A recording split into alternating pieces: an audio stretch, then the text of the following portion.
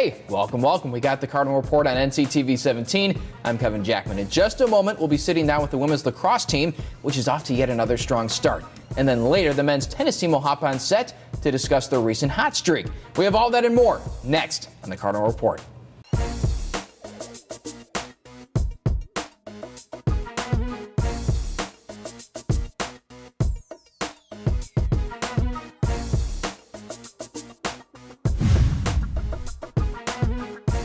The presenting sponsor for the Cardinal Report is Athletico, the preferred provider of physical therapy and athletic training for North Central College.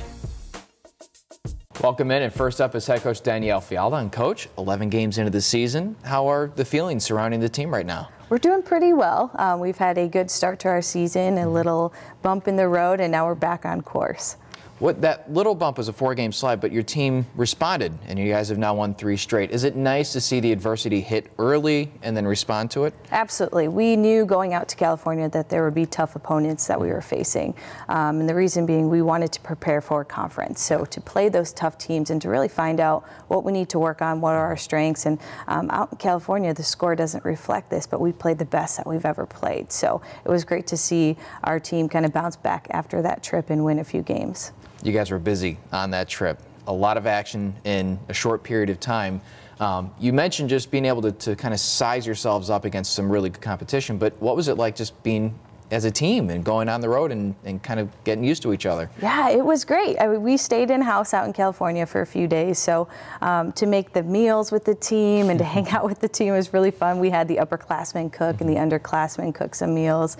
To see everyone step up and do things like the dishes was just really great to see.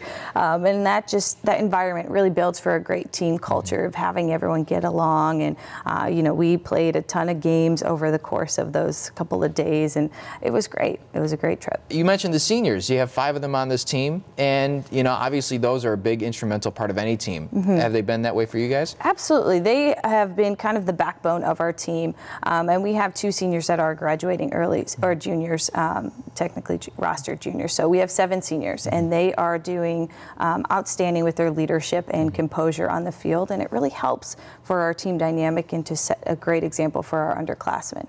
One of those is in goals, Kat Schultz, and you mentioned beforehand that she's been so consistent. What is it about her in the net that helps you kind of ease your mind? It's her overall consistency. It's her mental game. It's her physical game.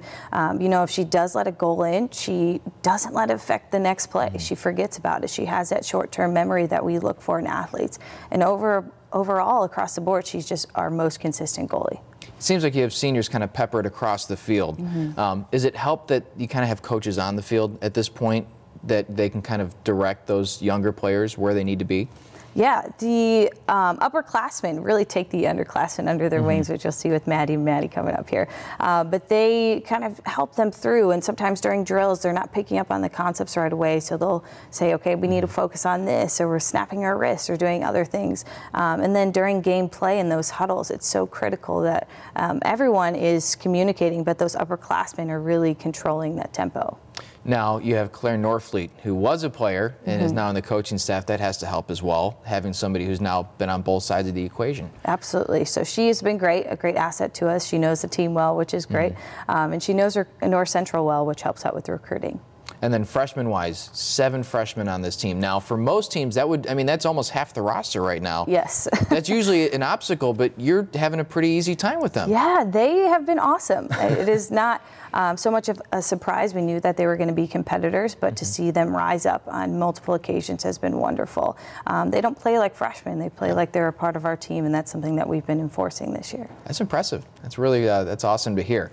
Now, I wanted to talk about specifically the offense because it's been clicking, especially the early part of the season, 20 goals in a couple of games, and of late, double digits. What is it about the offense that allows you guys to score so many goals? We are just working through free movement on offense, and we have a few set plays, but we are just going through this athletic intuition. If it's open, take it. If it's not, you're going to pop it to someone else when they slide to you. So just kind of being on the same page and practicing through that. And our offense is kind of our veteran side of the field right now, and they're doing a great job just connecting and finding those looks.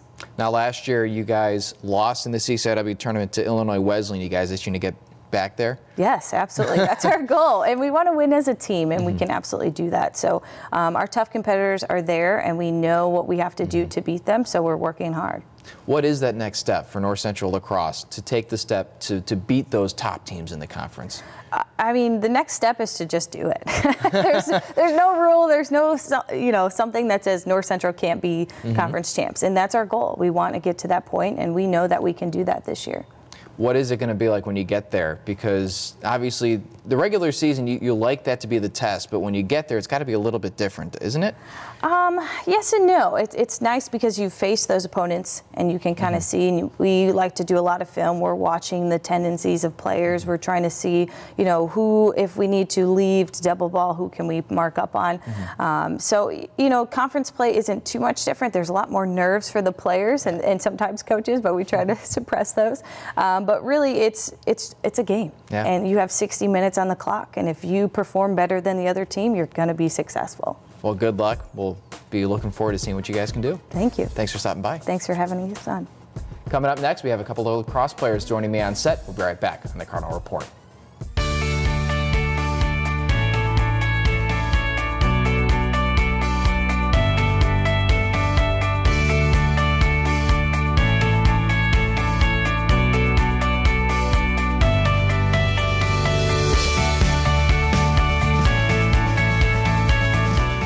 Maddie Moss and Maddie McHugh are here, and two Maddies on set.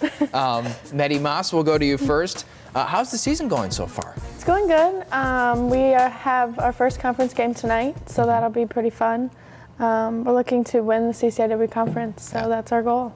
The mission kind of starts tonight, doesn't it? So all the non-conference kind of leads up to this. You had some tough opponents in the non-conference. Does that help now that you guys are going to be hitting the main part of the schedule?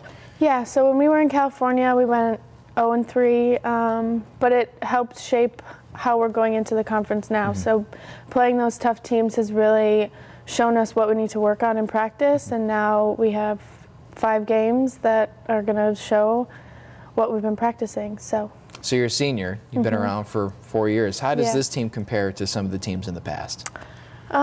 This year, I think that we are the closest we've ever been. I've never been on a team this close, I don't think, even in high school.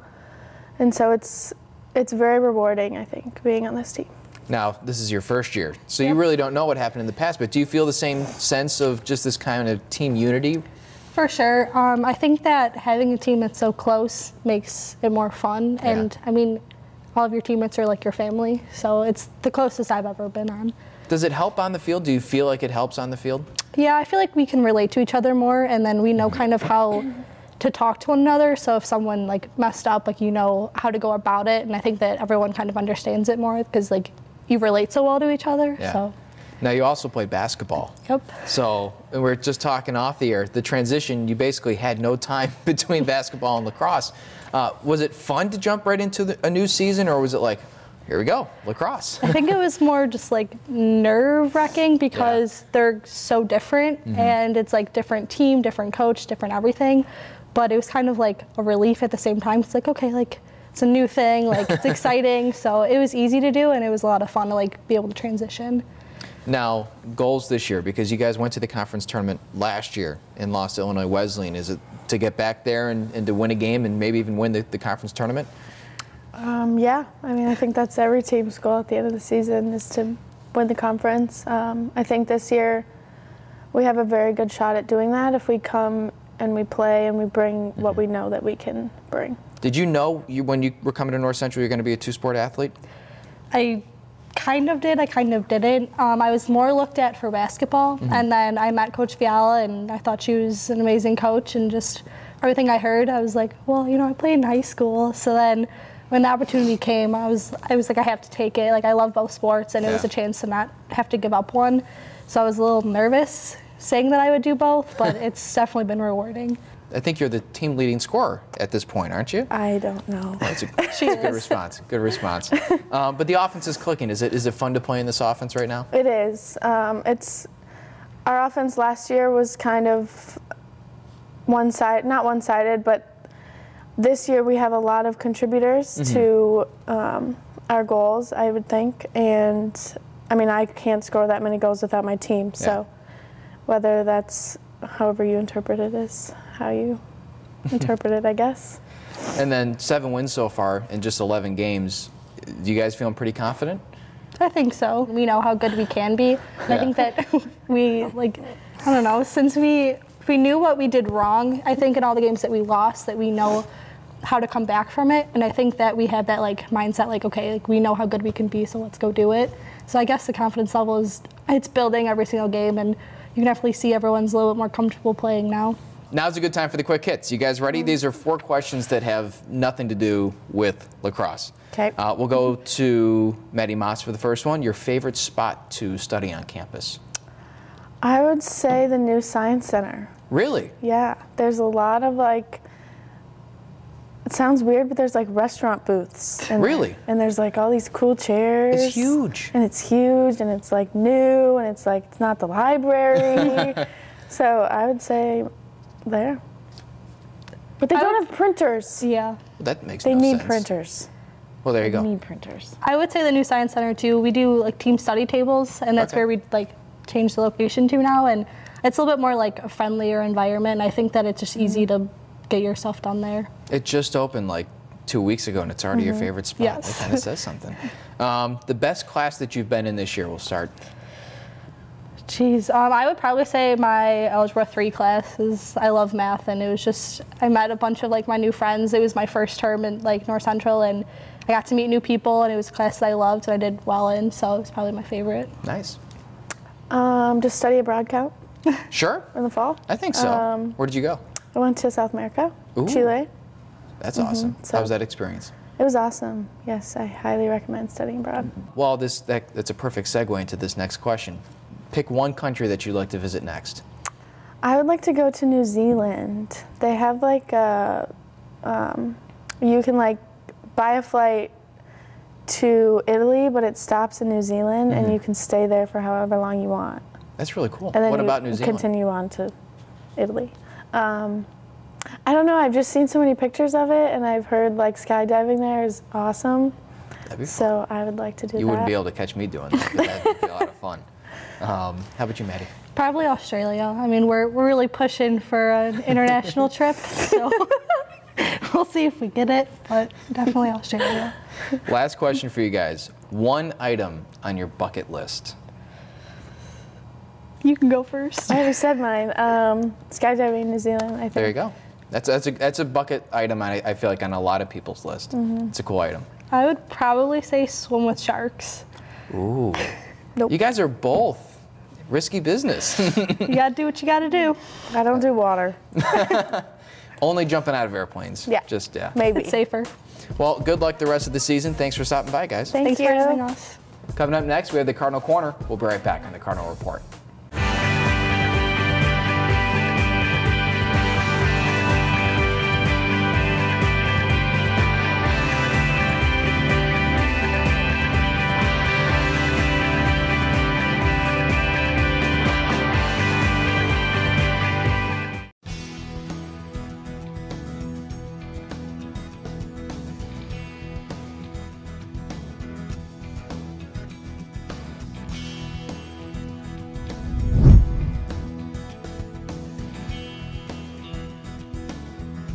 This Cardinal Report segment is presented by Belgio's Catering.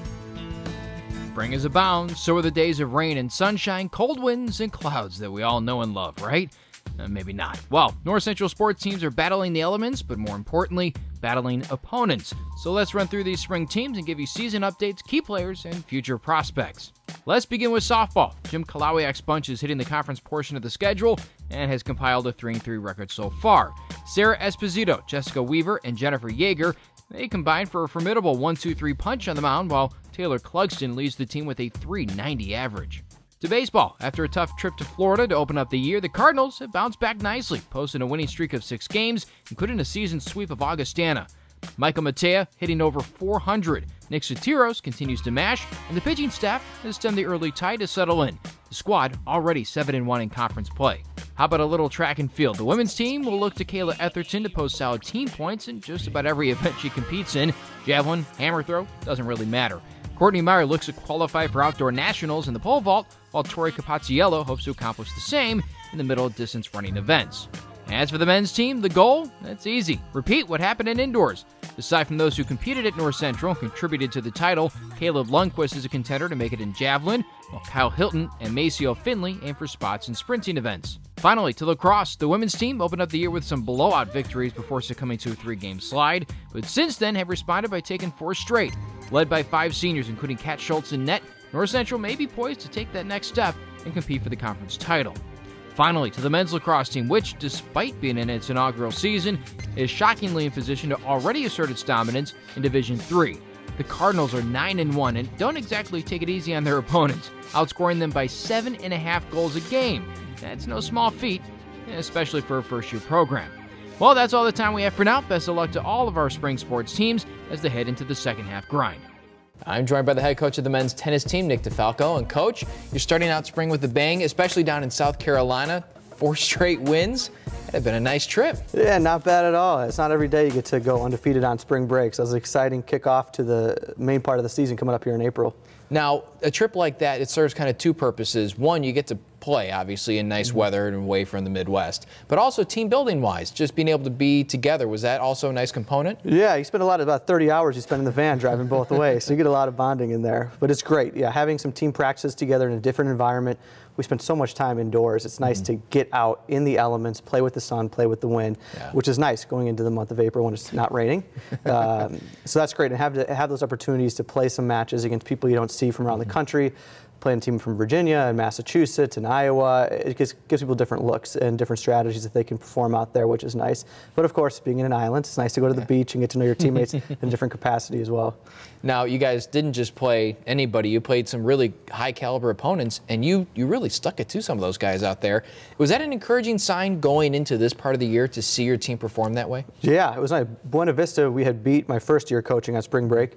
Then we lost in a somewhat convincing manner, and then to come back and beat them in a convincing manner was nice to get a little bit of that revenge there. Virginia Wesleyan was a preseason regionally ranked team, so that was a really quality win, 6-3 over them. Really good test for what conference would be for us. Now, you just hit conference, and you opened it up with a win over Elmhurst. Now, keep in mind, you lost to Elmhurst 1-8 last year, and you flipped that score this year. I mean, wow, it's got to be pretty impressive. No, it's great, yeah, and we don't want to dwell on it too much. Right? We have to think about the next match, but in the moment, that was amazing. And that was such a good feeling, validation for the seniors who struggled every year, battling so hard and being so close. And the 1-8 doesn't really reflect how close we are in each game, each match. So that was exciting to see. It was a great moment for the program, and excited to use that momentum moving forward. It's hard to boil down a match into 9 numbers there, especially when you have all those matches. But I want to take a step back, because you did play in the fall, and then you guys take a break, and then you come back in the winter, or in the spring. How hard is it to stay sharp in the winter? What do you guys do? Yeah, after we have our short fall season, a lot falls on the shoulders of the captains or the upperclassmen to host some different, captain-led practices and hitting sessions and things like that to stay active. But, after winter break, no one's around. It's really on their own to do that. So we see when we come back in January and February, we have a little bit of rust we have to work out, getting in some rhythm, especially playing inside, getting used to the lighting and things like that. But yeah, we go pretty hard throughout the month of February with 4 or 5 practices or matches every week to get ready for that spring break trip, all culminating with April. Alex, Victor, and Connor as your top 3 single players. It's a pretty strong top of the lineup for you guys. Yeah, absolutely. That's definitely one of the parts of this lineup I feel confident with that we might not have always had in years past, especially being upperclassmen, that they can go out there and that you don't have to watch every point. You don't have to talk to them on every changeover, that they know what they're doing.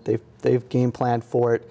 They can address issues throughout the match without us kind of babysitting their court, which is great. It frees us up to talk to more players. Right. Now, double combinations, because it's been shifting a lot. Taking a look at just kind of the rundown, there's been a lot of combinations. As a coach, what do you look for in a pairing? What goes into the dynamic to win? Yeah, a lot of it surprisingly comes down to mentality. Some people get super charged up all the time, and you want them to be paired up with someone who has maybe a tendency to get down on themselves sometime, so that they can pull them back up, energize each other. Also, it's nice to have a little bit of discrepancy with the height, that you don't want to have 2 short people together all the time, and they might be feisty and quick. It's nice to have someone that can dominate at the net. So we look for chemistry, working, how do they move together, but a lot of it is personality and mentality as well. Before I let you go, I want to take a look at 3 plays from last year. But it's time for Check the Tape.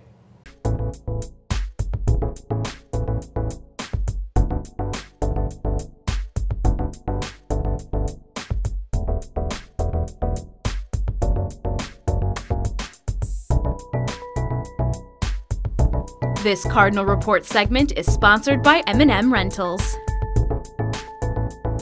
So this first play it's a doubles pairing. Last year this is Connor and Victor, and just a nice little combination right here where Victor receives the serve and then Connor finishes it off. High percentage cross-court return, and then spatial awareness. We keep talking about. So where's the opening on the court? Hit to the opening. Don't have to overcomplicate anything. Just simple, drop that ball right into the opening while that guy's playing way too far behind the baseline for doubles. It's a pretty shot too. Yeah, nice touch. Little flick over the net. Now the second play is Victor playing all by his lonesome, and he just continually pounds this guy to his backhand. Yeah, Victor plays a pattern here that we stress with every singles match. It's cage somebody in the backhand, cage them in the backhand, and then you open up the court to the forehand. So this guy, he didn't have to even do much because obviously he couldn't last once he caged him in that backhand side. That's it, big depth there, opens up easy shot for him, easy shot. That's how you win points, how you develop a point right there. And Victor was keeping those pretty low to the ground as well. I mean, he was putting quite a bit of pace on them. Yep, depth is the key. It doesn't matter, if you're hitting the ball to the backhand, you're trying to cage them there to open the court. If you're hitting the ball short, they can step into it. It's not really helping. But the fact that he's keeping the ball deep, lengthening the court for his opponent, that makes all the difference. Now here's Adam Winters, and he sends one deep into the far corner, and then another pretty combination goes short. Deep to the backhand. And then it's a little touch. That's a shot that's going to be tough to replicate multiple times. But it was good. I mean, that's the setup you want. Deep ball, heavy topspin to the backhand, get him off the court, and then, of course, opening it up into the rest of the court. But, yeah, not exactly the most high percentage shot, but a fun shot to watch from the sideline and watch played back. Now, that's always one where I hear the tennis player go, I'm sorry. I hit that shot, but I'm sorry. My mistake, yeah. And inside you're going, yes. Coach, good luck coming up. A lot of action soon. So thanks for stopping by. Thank you. Always a pleasure. Coming up next, we have a couple of tennis players joining me on set. We'll be right back on the Cardinal Report.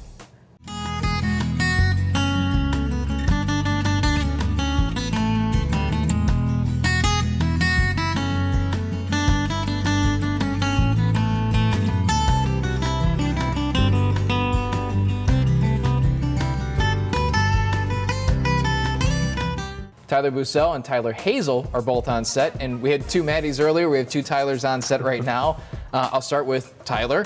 How's the season going so far? It's going great. We're playing with a lot of intensity, a lot of fire. We're getting a lot of really good wins. We're really playing as one cohesive unit right now, even though it's an individual sport. Yeah. And that's always a good aspect to have, that camaraderie. Spring, it started, and you guys basically started winning from there on out as well. What was the feeling like when you guys started to get on that roll? Well, I mean, the intensity kept getting higher and higher and higher. The chemistry obviously further developed, especially over the spring trip. I feel like we really bonded well down there, and that's kind of leapfrogged into this spring season, which has really helped us a lot. And the wins just keep building on each other. You just feel like you're getting better and better with each win. Yeah. And it kind of builds on it. The confidence goes through the roof. So it's really good. It's really it is a good thing, isn't it? Oh, yeah. I want to talk about that South Carolina trip, though, because you guys went out there and you swept your matches.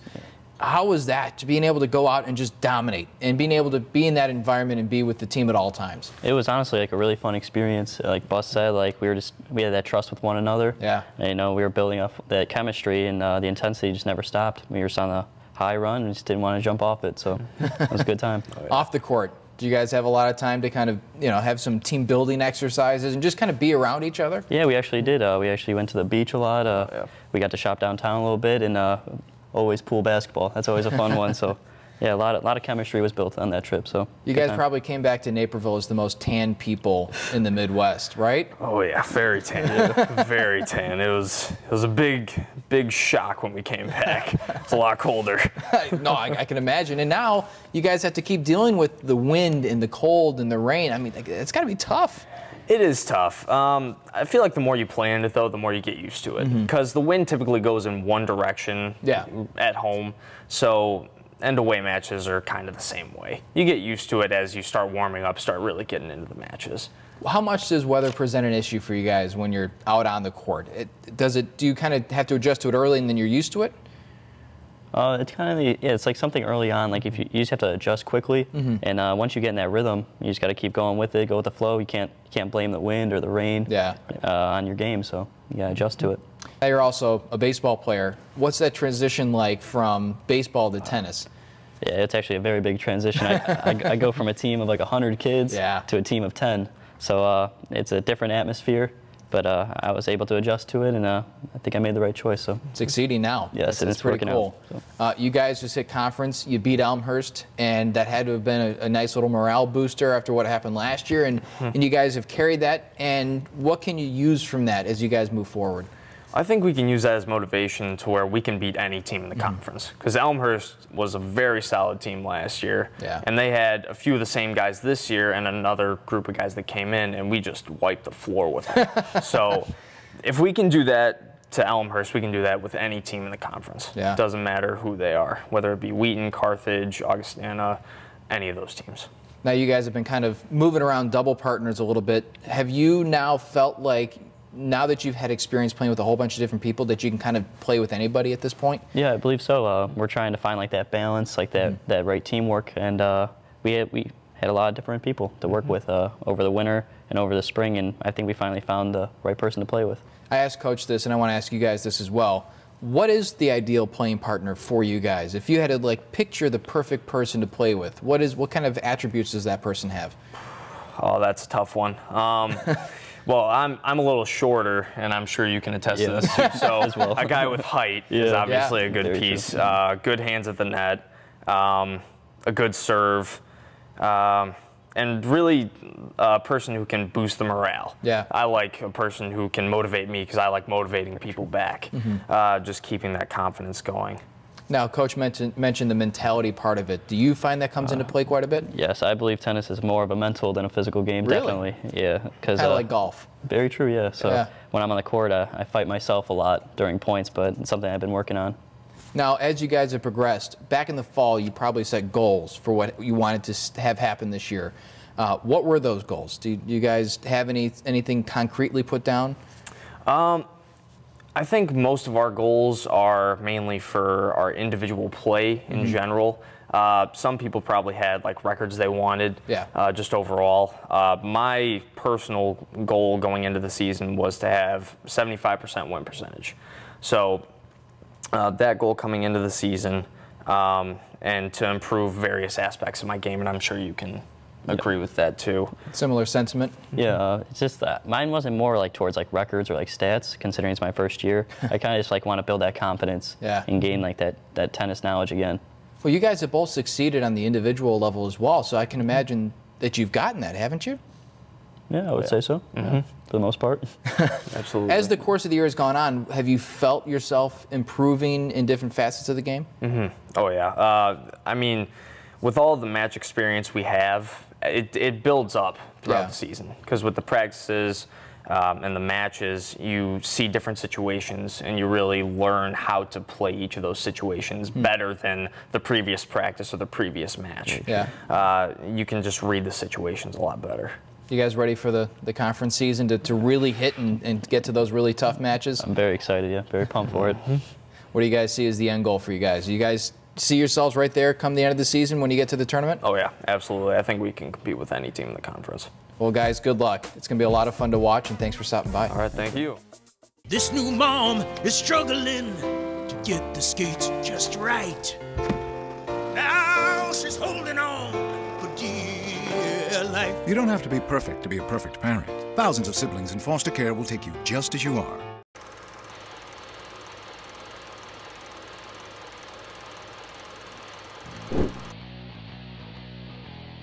This is an easy one. For the Cardinal Report's play of the game, we go out to Zimmerman Stadium, where the Cardinals faced off with the Vikings. With a game tied at 5 in the 11th inning, senior outfielder Sing Fong steps in and lifts off. His second home run of the year gives the Cardinals a 6-5 win, a season sweep over Augustana, and how about this, a 6th consecutive victory. Oh, and by the way, not to mention, Sing Fong gets the Cardinal Report's play of the game. Well, that's all the time we have. For highlights and individual segments, head to our website, nctv17.com. Until next time, I'm Kevin Jackman. Thanks for tuning in to the Cardinal Report.